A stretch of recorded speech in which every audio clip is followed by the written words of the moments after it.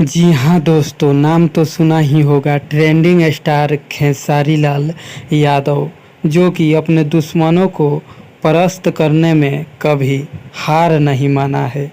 जी हाँ दोस्तों, जिनका मोशन पोस्टर भी ट्रेंडिंग में ट्रेंड कर रहा होता है।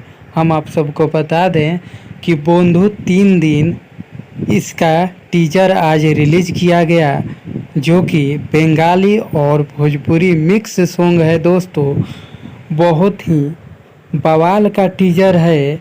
मुझे लगता है कि ये टीजर भी ट्रेंडिंग में ज़रूर ट्रेंड करेगा। जी हाँ दोस्तों, हम आप सबको बता दें कि टीजर को अभी तक 2 घंटे में 1,24,000 से भी ज़्यादा व्यू मिल चुका है, जबकि 32,000 लाइक और 46,000 से भी ज़्यादा कमेंट किया गया है इस टीजर को। जी हाँ दोस्तों, आपको क्या लगता है कि ये टीजर ट्रेंडिंग में ट्रेंड करेगा?